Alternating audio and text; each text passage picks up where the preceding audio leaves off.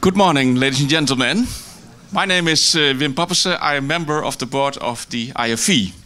Welcome to the 11th Fire Safety and Science Congress. This year, we have again 250 participants, including 35 participants from 10 different countries.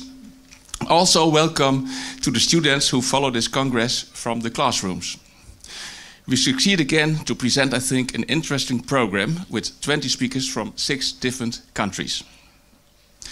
On one hand, the Congress connects science and practice, and on the other hand, fire prevention and suppression.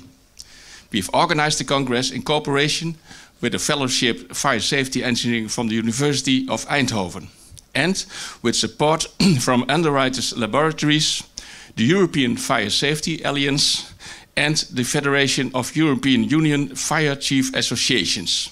And of course, we are grateful for their support. Research and sharing knowledge is one of the most important tasks of the IFV.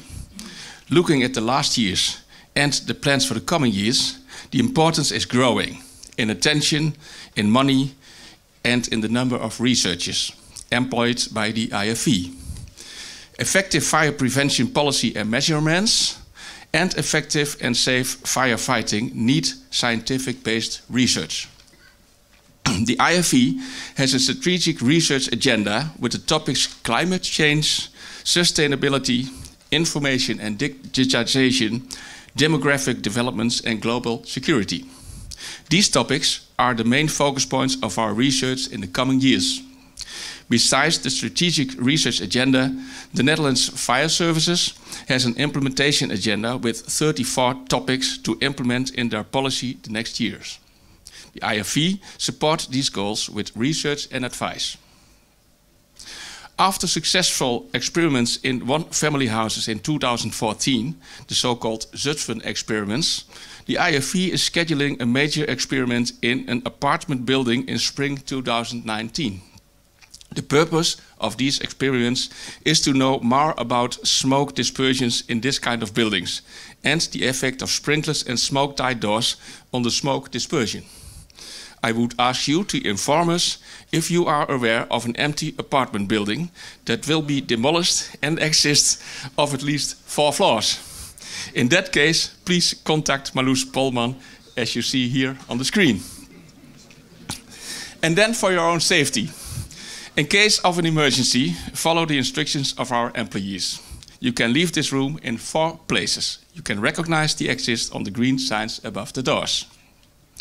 As a tradition, one of our 25 regional chief fire officers acts as the chair of our Fire, Safe and Science Congress. We are very happy that Jolanda Trijselaar, Chief Fire Officer of the Rotterdam-Rijnmond Fire Service, will chair the Congress this year. Jolanda, thank you very much in advance. And for all of you, I wish you 2 pleasant and successful days at this Congress. Thank you.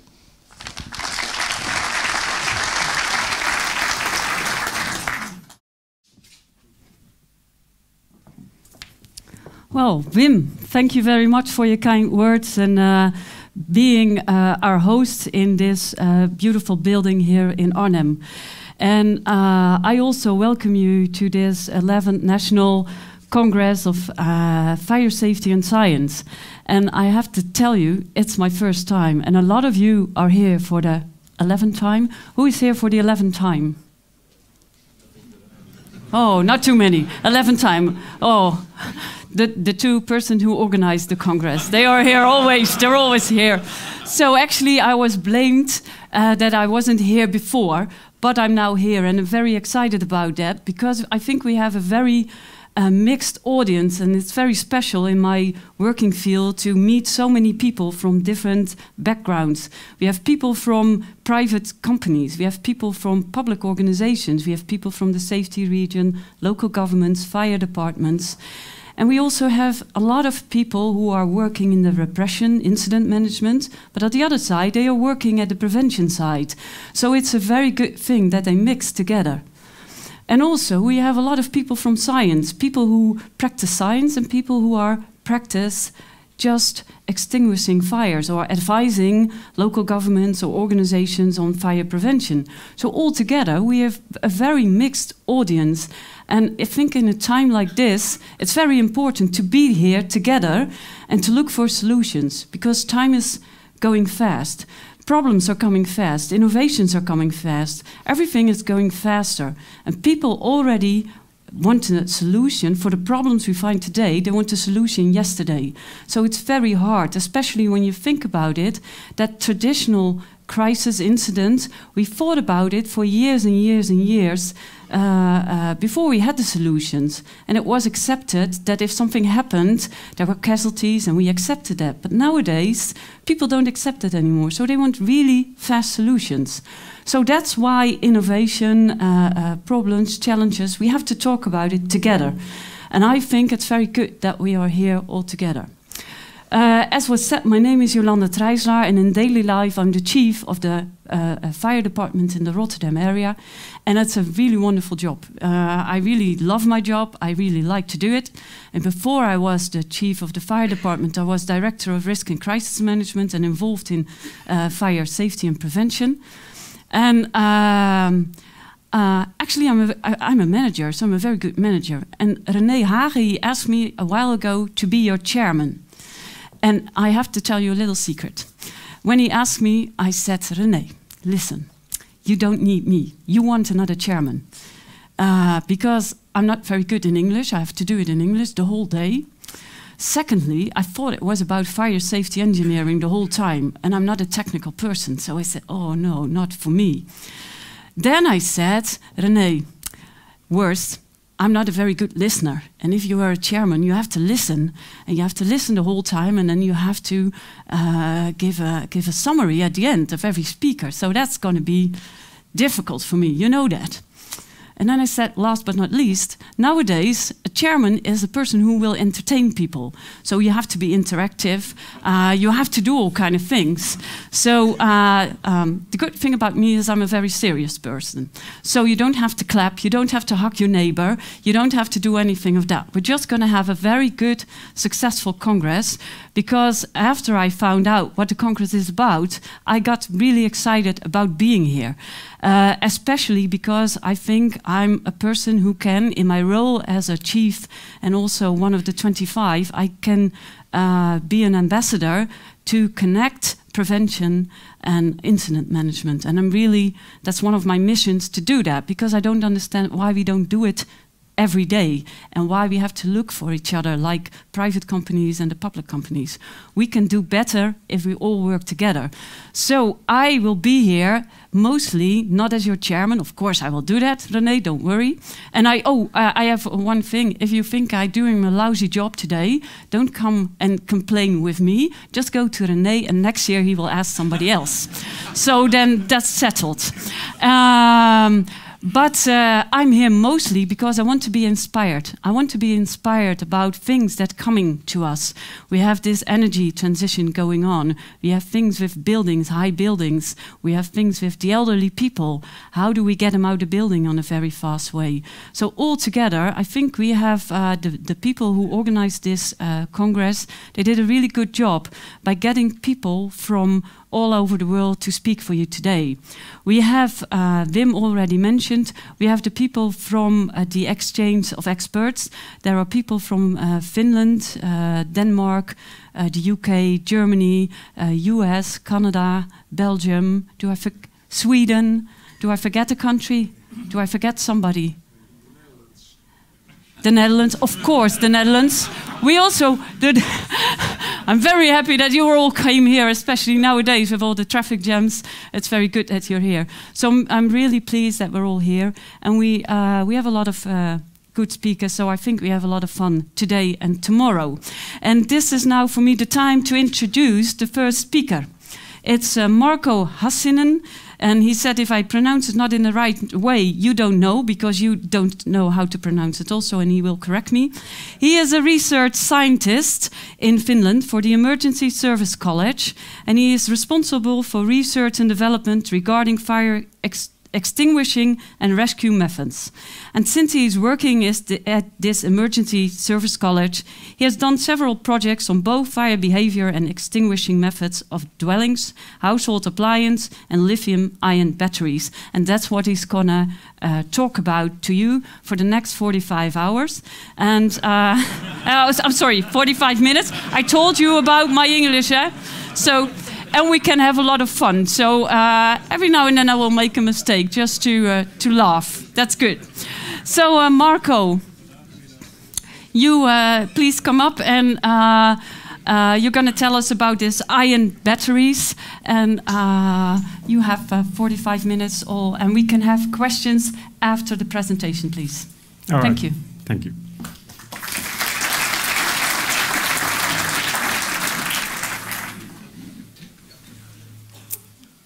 Well, this is the third time I'm here at this conference and at the exchange of experts. And already it feels like coming home. It's a very nice event, and I'm very happy to be here. And also I'm very honored that Ricardo asked me to tell you about these batteries and their fires. It's a very actual topic, and we are seeing this development of getting these batteries into various places, houses, dwellings, and we should be prepared on how to act if there's any problem. I cannot go into this topic. Let's move a little. Yeah, that's better. I cannot get into this topic without having very basic things about lithium-ion batteries. I'm trying to keep this very simple because we don't, for my purposes, need to know the very hardcore chemistry.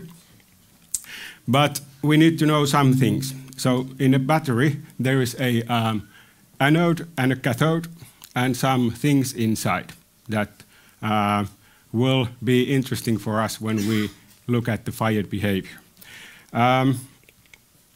When we are charging this kind of battery, there's current going and some electrons going on. That's not new to us. That happens in every battery. And there's lithium in an ionic form inside the battery. And that's one of the key elements that will lead us to some observations when we look at how they actually behave in the fire.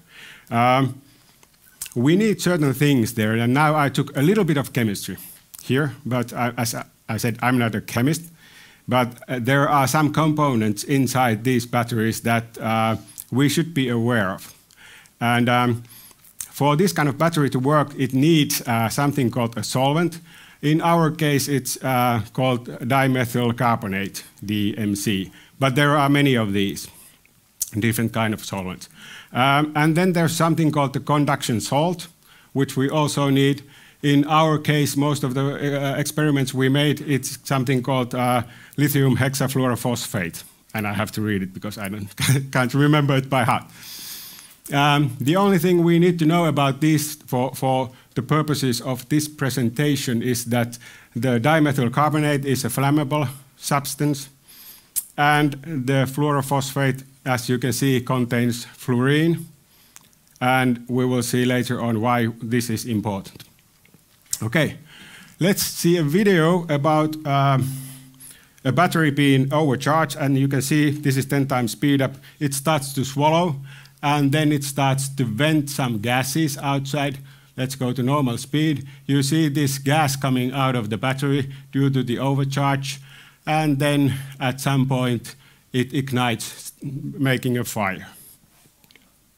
Okay, well, in this size of a battery, not a big deal. What you see now is burning is only the outer shell of the battery. And let's take it in a slow motion that we'll see, okay, it's the gases that actually ignite, in my interpretation, after they reach a certain auto-ignition temperature. Now, what does this mean for the fire department? Well, do we have an extinguisher here? Anybody? That's a hydrant. Okay. So if this fire started in Martin's laptop, oh no, it's a tablet, I don't think anybody would be fast enough to take the hydrant and put out the fire before it's already out. Key observation for the fire department, when a battery like this starts a fire, it's a very rapid event.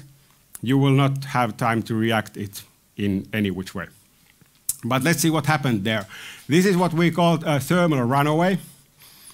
It's a property of the battery that starts with something called solid electrolyte interface decomposition.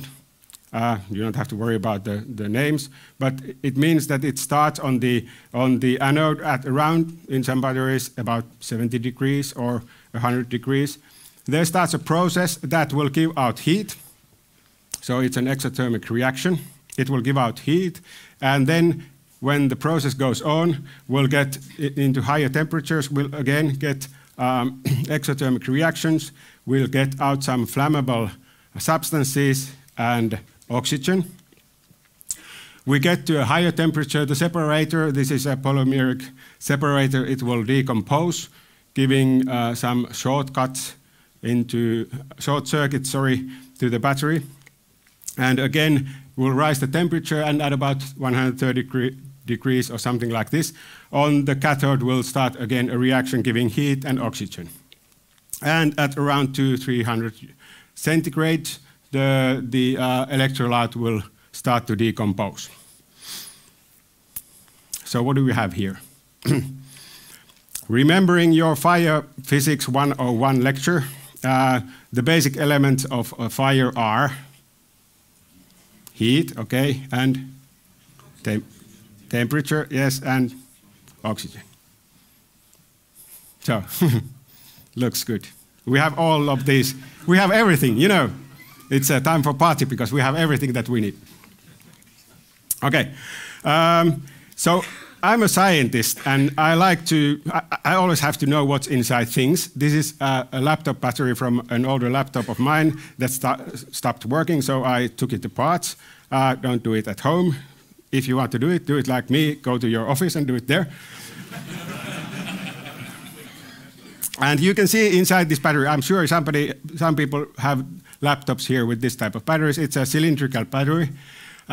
So it's actually composed of cylindrical batteries. And there is something called battery management system also. So that's interesting. When I open this battery, there's this small board inside with some electrical board. What's going on? And I was thinking, this is the battery management system. The reason why we have this battery management system is that these batteries would actually not catch fire, because they will catch fire if you overcharge them. Some of them will catch fire. If you pierce them, give some physical distortions on the battery, or if you heat them with an external heat source. These are the basic three ways to make a thermal runaway. For this reason, we have this battery management system. It's sometimes inside the battery, but not always. Like in my first video, it's not inside the battery. It's actually in the charger mechanism, which means that if you have batteries and you have chargers, be sure to use the correct charger for the battery that you have. Don't mix them, because that can be dangerous. Okay. So let's see something about the cylindrical batteries. A video with some, because I don't have 45 hours, I have only 45 minutes. So there's some speed up here. This is a scooter, you know, these balance scooters that works on lithium-ion batteries. We got one of these from our colleagues, and at the training ground we tried to ride it, but it's actually not that easy. It's kind of difficult for the balancing, at least in the beginning. So we thought, okay, let's just burn the thing. And we tried to short circuit the batteries, but the battery management system wouldn't allow. We didn't get any current out of it. We tried to overcharge it. Again, the battery management system wouldn't allow us to overcharge the battery. So what the heck, fire department will just put fire on it.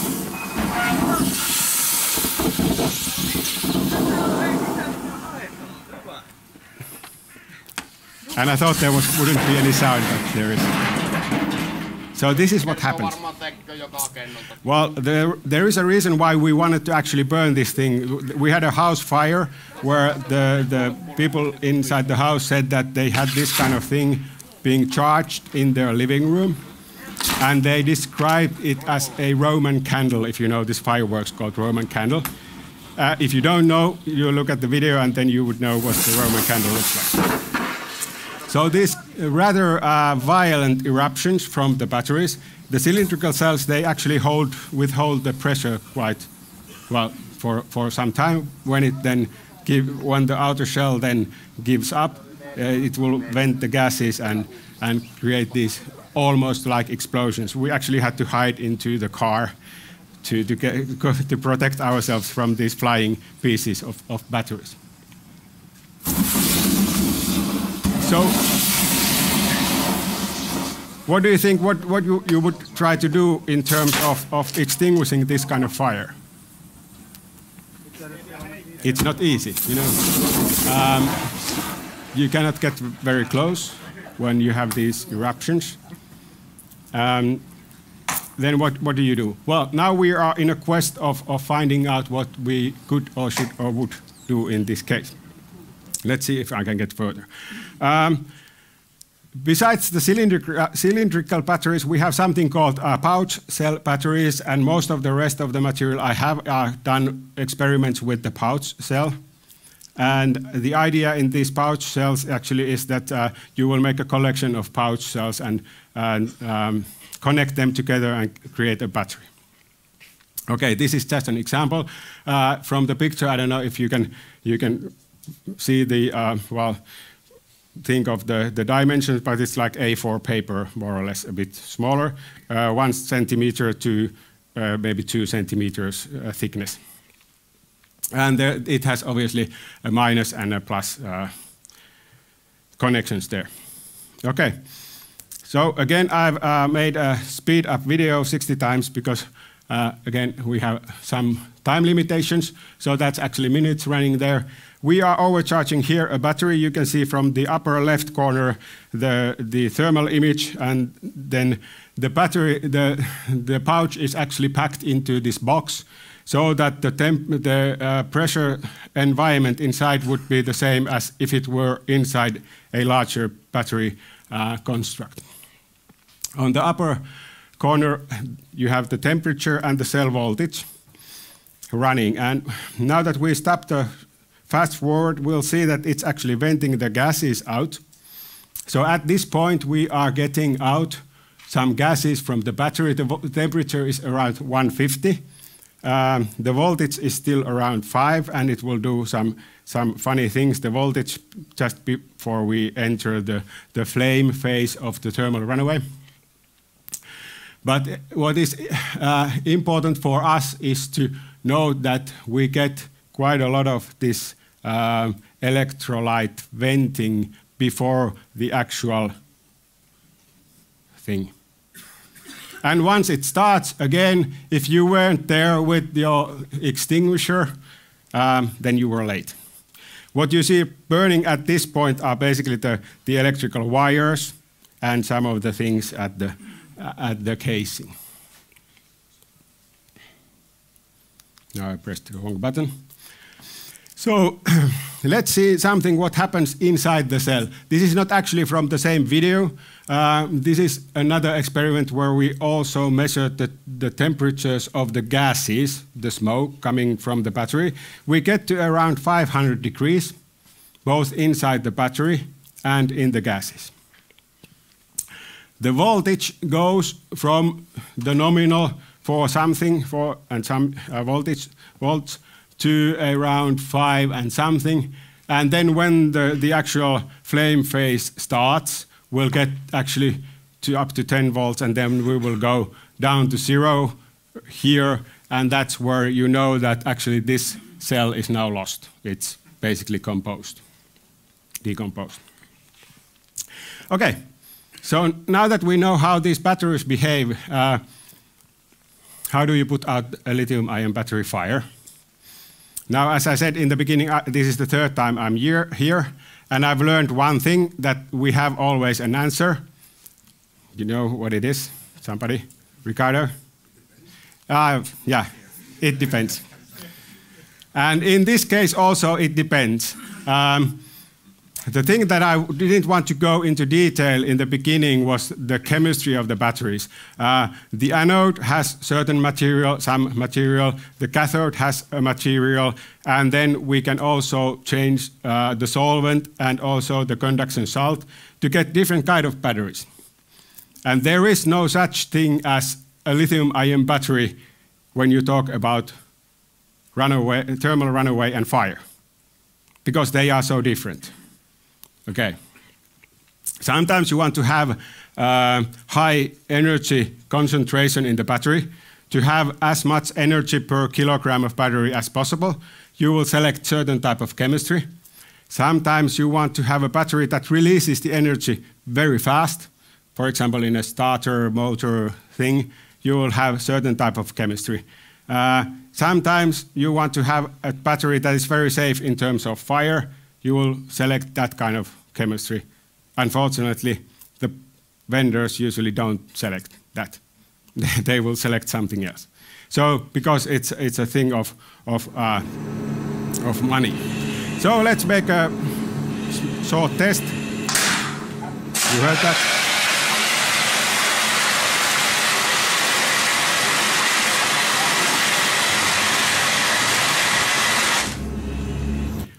So you hear the pop, that means that the pouch actually opens. And that was our cue to start putting foam on the battery. And we thought, okay, it's a success, it works, great. And then I took a 20 times speed up to see a bit faster that what happens is okay. So it doesn't really work. Why does it not work? Why cannot we put out the fire if we have the foam already before the actual thing happens? Well, the reason is that there's the casing, and we should actually get to the battery. But what we have seen now is just simple single cells, and this is not something for the fire department. When we have this kind of event, it's usually a larger warehouse of batteries or whatever. It's a rack full of these pouches. So I took from a very reliable source called Wikipedia some facts that a cell is blah blah blah and a battery contains of cells. And this is actually very important for us to realize. Okay, so I took some example from Finland. This is a company called Fortum. The product is called Bat Cave. What do you know? And it's something that they use for balancing the electrical market. You know, when you have a lot of production, you will charge the batteries. When you have less production, you will take from the batteries. 2 megawatts establishment in a container. Okay, this is what I like. It's in a container. What does it tell us for the fire department? It says it's lithium-ion batteries, actually in two languages. Lithium-ioni akusto in Finnish means the same. And as yesterday we talked about, we have lots of very long words. And funny thing, well, not funny, but interesting thing, in the door you have a thermometer telling us what's the temperature inside. Okay, that's maybe details. This is what is maybe interesting for us. A picture from inside. What does it look like? It's full of these racks. Each rack has many modules of batteries, and each module has some kind of ventilation to keep it cool. Okay, it also has a system for suppression. There's nitrogen system for fire suppression. And there's an automated fire sensor system. So if something happens, it will launch the nitrogen. What I like about this establishment is this, that the batteries actually are in one container, the rest of the stuff is in another one, and they are separated. So if we have to put a lot of, let's say, water into this battery thing, we will not destroy the whole compound. So let's see on a rack scale. This is one of our experiments where we have these batteries in a rack module, and we overload one of these pouch cells, and there's about 48 of them in the rack. So what actually happens? Well, we'll try to extinguish it by putting foam into the rack, inside the rack. Why? Well, that's where the cells are. Why? Because we want to cool it down. Why? Because we want to actually stop the thermal runaway. But when you look at the video, you can see this pulsating behavior of the thermal image. Now, what does it actually mean?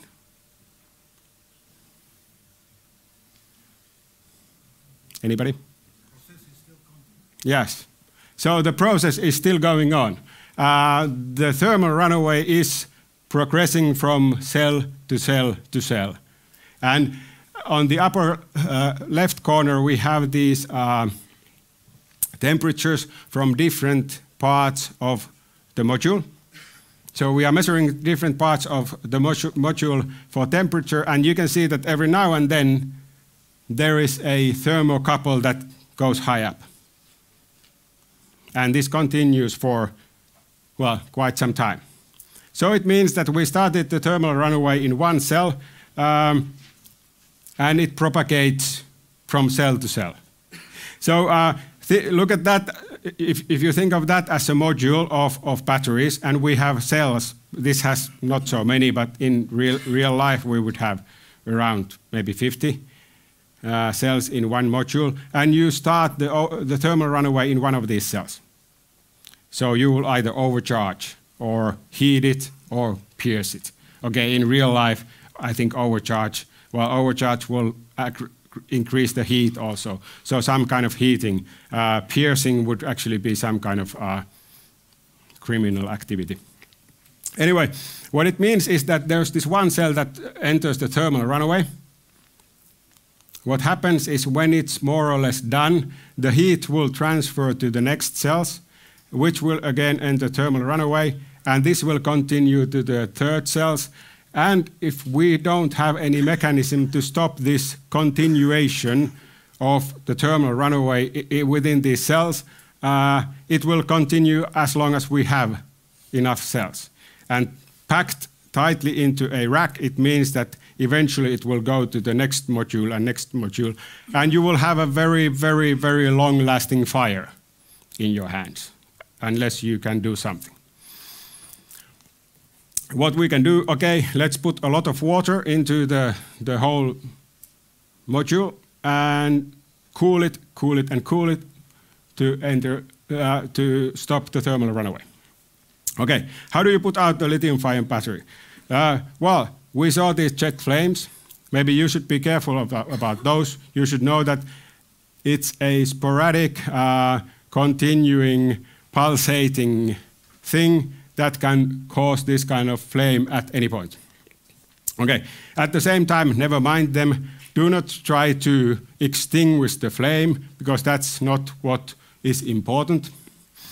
If the fumes are burning, never mind, let them burn. Why? Well, because it's a bit like a gas pipe fire, where what do you want to do? If you have a gas pipe that is on fire, what are the procedures in the Netherlands? What do you do? Yeah, shut the gas off, and if needed, try to control the flame, but never put out the flame. Why? Well, everybody knows why. It will be a disaster. Okay, let's see our experiments on the left-hand corner again, thermal imaging, 1 cubic meter. We've deployed an aerosol extinguisher there when we heard the pop, but this is what happened. Now, aerosol extinguisher should contain the flame burning, right? This is what we've learned. So we shouldn't see this. Why do we see this kind of event? So what do we know from this incident? Well, we know that if you have enough of these electrolyte gases accumulating into a closed space what do you have? Well, you have a problem. You have explosive atmosphere, because at some point they will reach the lower explosive level. And then what do? Well, you have to think about what to do, because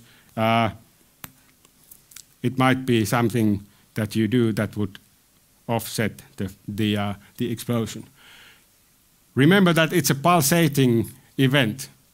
Every now and then, as long as you have enough of these cells, you will have fire, and you will have high enough temperature to make these gases explode.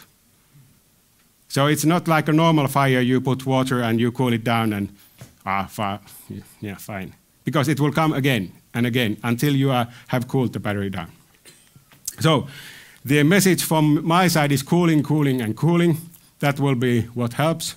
And then, as you saw, the lithium hexafluorophosphate, I think maybe I remember correctly, yes.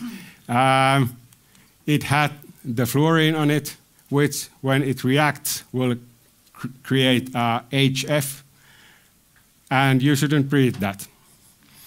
So when you're on a site of this kind of incident, everybody uses a BA. That's a thing that you have to remember. Even though you don't maybe smell anything, or at least if you smell anything funny, except for maybe your armpits, you should wear a BA in these events, all the time, breathing apparatus. Okay, so what have we learned so far? Some questions that we should ask when we are on site or going to this kind of incident. Is it a primary or secondary or both? Okay, I didn't go through what is primary and secondary. Primary batteries are the batteries that you have in your watch or in some games or whatever. The lithium batteries that you don't recharge, those are called primary. And I will go through what it means for extinguishing in the maybe the next slide. The secondary are the ones that we recharge. So actually, from fire service point of view, you should ask, are these rechargeable or not? Because this makes a difference. This makes actually quite a lot of difference. Then, what would be the state of charge of these batteries? Because if they are empty, maybe nothing happens. If they are full, they are, okay, you can think of it like this. If you have a gasoline container, if it's empty or full in a fire, does it make any difference? Well, it does, really. So it's the same with the batteries. You should ask yourself, is this an operational energy storage like the one that I showed picture of? Or is it maybe a warehouse where you are just storing the batteries? This makes a whole lot of difference. Or if it's a recycling plant where you should have probably empty batteries, that will be actually probably the most challenging case because we don't know what we are looking at. We'll have a mixture of batteries, primary, secondary, something else, whatever. Okay, is it a single cell incident? So did we just have one cell that entered thermal runaway, or is it going further? And has it gone further? And you heard from the video there was this pop and puff, meaning that it was venting. We were getting the electrolytes from the battery.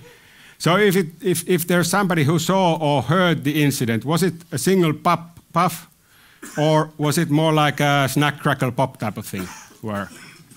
Because the latter one means that there are several cells entering the thermal runaway and venting, and this will be a much more hazardous incident. Okay, is it a commercial operator or is it somebody's backyard or garage? Will make a lot of difference in terms of how much the people would know about their establishment.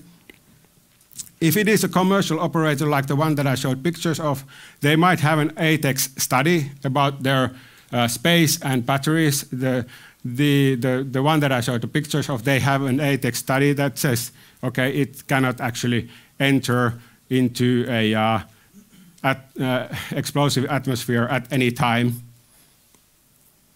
Okay, well, maybe we should believe that because they have made such a study. If there's something like that, available and it says you're safe, then you're safe. About the enclosure where the batteries are, is it fully closed or is it maybe open? This makes difference because you, as I said, you might want to ventilate all the gases out of there. Breaker switch, is there a breaker switch that you can use to disable the whole battery system? Very wise thing to do when you arrive on scene, if you can just decouple it from the electrical system, let's say solar panels, for example. Okay.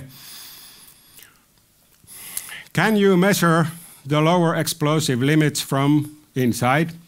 Important thing, because we would not like to know if it's going to explode or not. Well, hopefully not. And can you safely ventilate the fumes from the enclosure, whether being a house, a garage, a container, whatever? Can you safely ventilate it? Because that would be very good for us to know that we can safely take the fumes out of the enclosure. And that would mean that we can work safely. Okay, can you safely remove the affected part of the battery? As you saw, racks and then modules. And I cannot think of any circumstance where, okay, let's say the battery house or the racks are engulfed in a big fire started somewhere else in the building. In that case, maybe several cells would go into the thermal runaway at once. But otherwise, it will start with one cell, in one module, in one rack.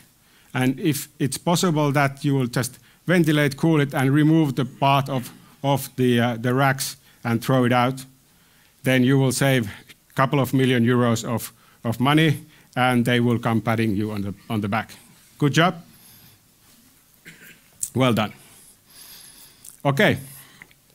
If you cannot remove the part of the battery, can you put an ample amount of water onto the affected part? And you saw the picture earlier with the racks. Can you actually put water inside the module and the rack? And if so, just do it, because you will not harm anything or anybody. Okay, what does this then give us as fire service? Well, I'm a practitioner, and I've been doing part-time fire service since quite a long time. I think 1990. That's 28 years, and I just turned 30. So I like practical things. I like to have instructions. When you are going on the scene, you have minutes to decide. Maximum, you have minutes to decide. Okay, sometimes maybe a bit more. But if you have a book like this and you start to read about the battery chemistry and study the electrolytes and stuff like that, it doesn't work. You have to have some kind of guidelines how to work with them. So this is a draft in progress, and unfortunately, well, I hope you have your binoculars in the back. So this is a work in progress about a flow chart of how to handle a lithium-ion battery fire in the fire service. So we'll start with, we'll have a fire, what we should do. I don't know if I can point with this thing. But, oh, yeah, luckily. Well, I don't know if you'll see that. But there are certain procedures that I think we should do on site. The first of them is to protect ourselves and our crews, meaning that everybody starts to wear protective gear and breathing apparatus from the first moment that we arrive, because the gases venting from these batteries are really toxic for human beings. And also they are toxic for anybody around. So if you have any people around, you have to evacuate them. We had this case once in a warehouse, in a large mall, with a rather small fire. But to evacuate the people from the shop, how do you do it? Well, you announce that, okay, we have a fire in the shop, and we have some gases coming from the fire, and you must leave the shop immediately. What happens? Half of the people leave, the rest of them keep on shopping. So then you go, okay, you really have to go now because these gases are harmful for you. So the customers will walk out. And then you get to the register, and then there's a person sitting on the register, taking money from customers, asking, do I have to go also? No, because these gases are toxic only for customers. Yes, you have to go out also. And the same thing here, these gases are toxic for everybody. So you have to, every time you have this kind of fire, you have to evacuate rather early than late, and rather too much than too little. Okay, once we have done that, we will go and find if we can separate the battery system from other production, let's say solar panels. If we can do that, perfect. If not, okay, we cannot. Then we'll try to find out whether we have a single cell incident. Okay, again, thank you. Again, single cell incident meaning one pop and one puff. Okay, one pop, one puff. That's a single cell incident. Snack, crackle, pop, with like your cereals in the morning. That's something else. Okay, so if there's somebody who has been on site, did you hear a pop and a puff? Yeah. Did you hear a snack, crackle, pop? Yeah. Okay. So we know that it's already advanced in the battery. At least we can make a guess. Okay. If it is just a single cell incident, there is not enough electrolyte to have any kind of explosive atmosphere inside a compartment. Open it up, ventilate, put a lot of water in it. Cool. If it's a multi-cell incident, you have to be a bit more careful. Check if the space is already open somehow. If it's like, let's say, door is open or there are some vents for cooling the system and you can see that stuff is coming out, then you should be really quite safe still to open it and ventilate. If not, try to measure the lower explosive level. These are never totally airtight constructs, so you should be able to measure the lower explosive level. But this is something where yesterday, and yeah, this is rather new science. You know why? It's less than 24 hours old. Yesterday, we talked about this. Do we have suitable measuring equipment? And we were not sure. Who is the measurement equipment expert specialist here?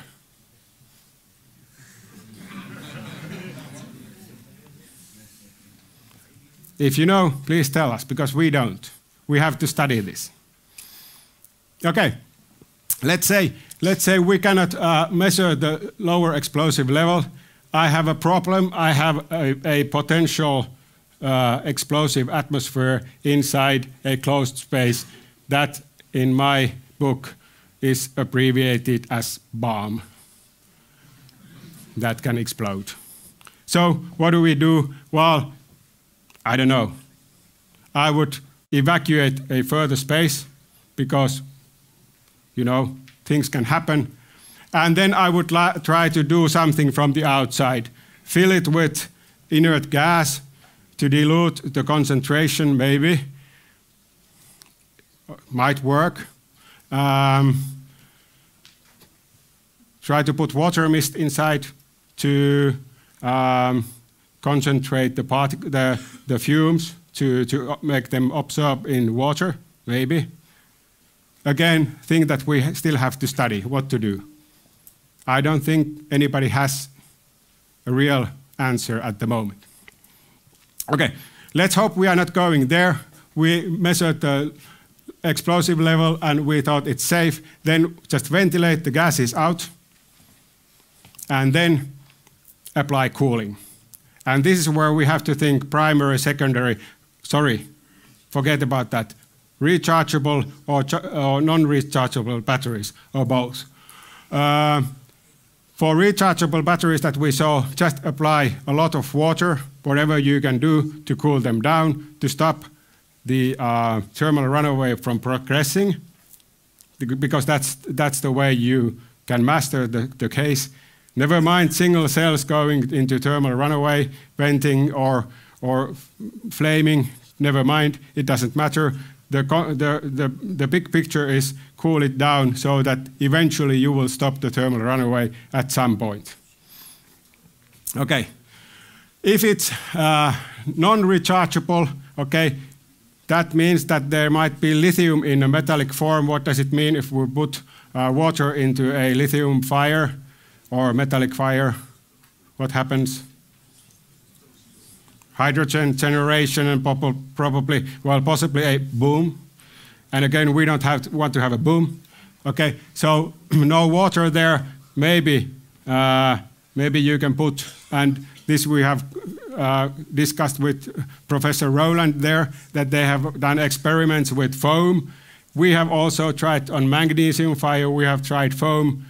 Suddenly, surprise, no explosion happened. So yeah, I think you can use foam with metal fire, just to be a bit careful with that. Maybe some D-type extinguishing agent like dry cement or dry sand. Okay, whatever you do, you have to get it cooled. When it's cooling and you have managed to cool down enough, ask yourself, when was the last time there was venting? 5 minutes ago?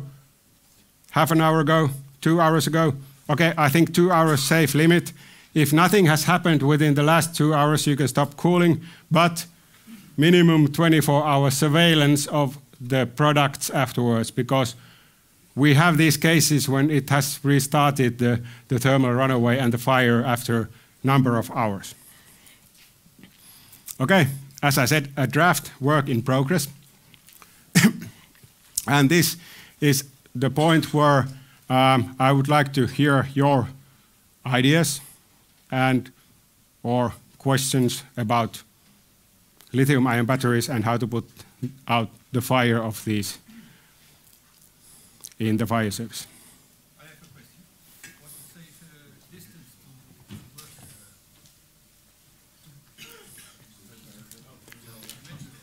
to So you mean what would be the for a firefighter to stand? Yeah, yeah. The question is, what is the sorry? What is the safe distance for a firefighter to be from these batteries? Well, I would say that if they are in a rack, as you saw the video, the bluish video, a little bit blurry one, because there were some things that our customer didn't want everybody to see.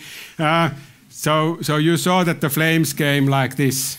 It's because it's in an enclosure inside the rack or the module. It's not usually puffing like 2 meters or 3 meters. But when we do a single cell experiment at the lab, yeah, if I would be the battery, then René would have problems with the beard burning. So yeah, like 4 meters maximum, I think, would be the flame distance. So yeah, I think 2 to 3 meters would be the kind of minimum distance if you have an opening that it can vent from. So you have to make, well, when you approach the thing, I would use a protective water spray, like the same you have trained and know how to do with the gas fire, right? You use the protective water spray. It's the same thing. I think I would use that and then work from behind the water spray. But it can be a problem within 2 or 3 meters with the jet flame.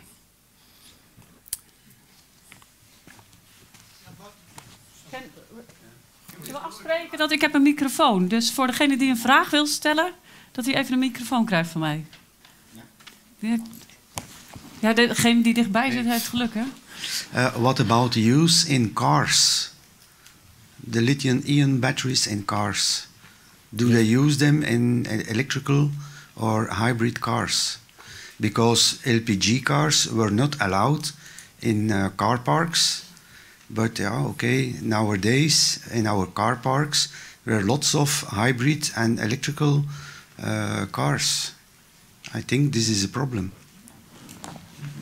It's true. Yes, they use this in electrical cars, lithium-ion batteries for sure. But what I'm even more worried about is when they construct things like, I have an example. I promised not to tell where it is.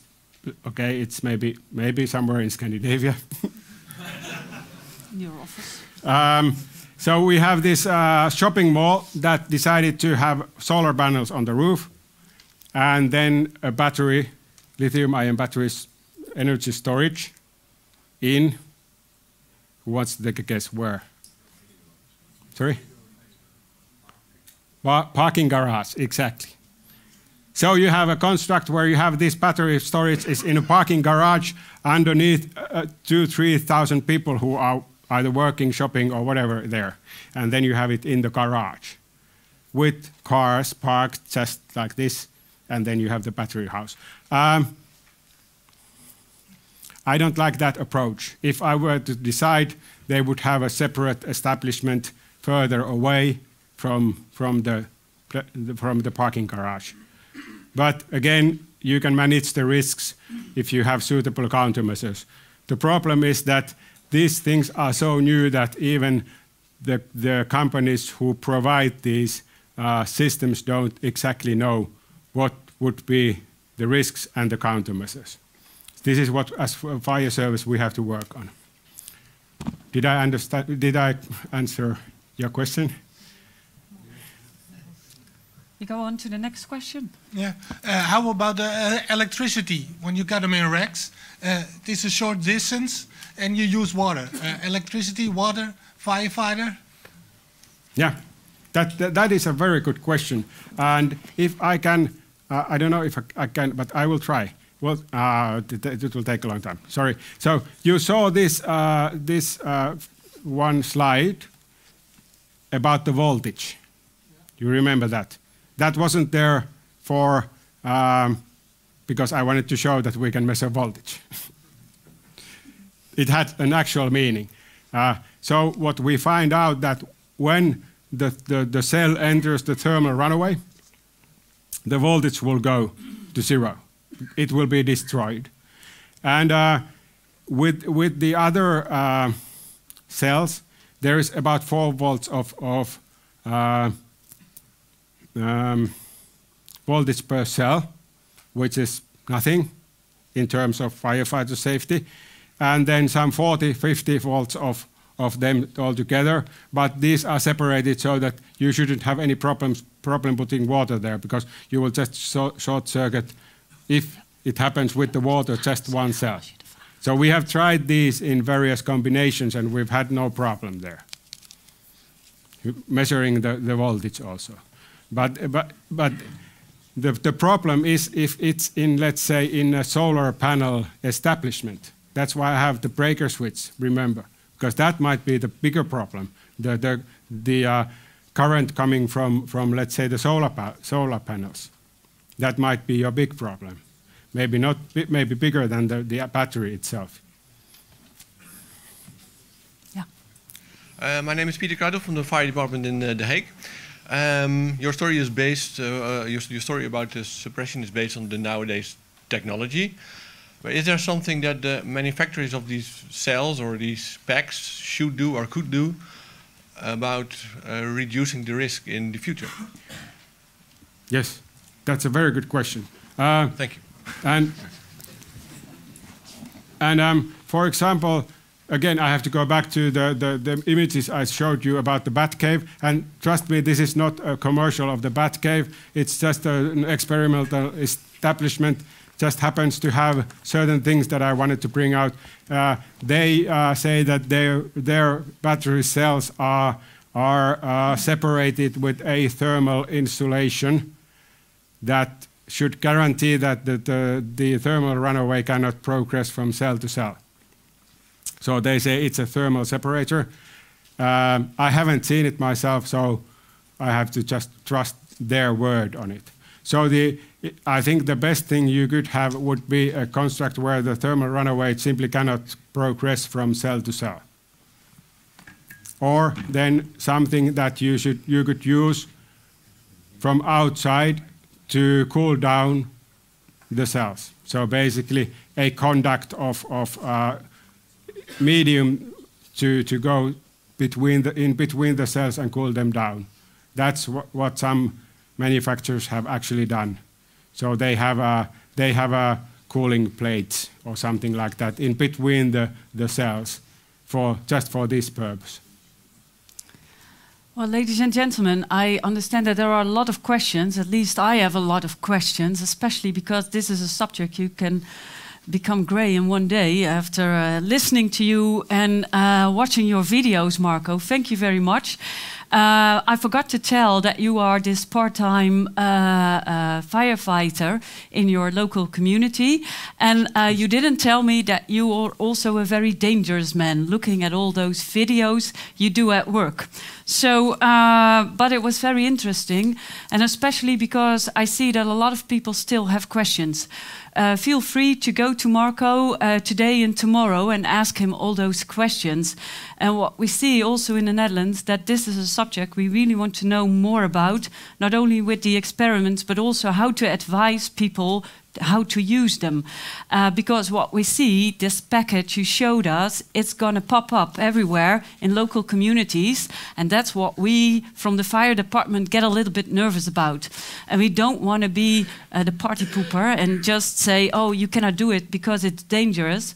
But I think we have to understand that what you showed us in our industrial area where I come from, we have been thinking for years and years and years about solutions to work in a safe way.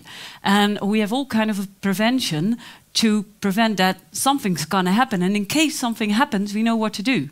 But now this is going so fast, and it's just in the middle of a community. What are we going to do with it? So I think that's a very good question. And from the fire departments from the Netherlands, we're looking for the answers.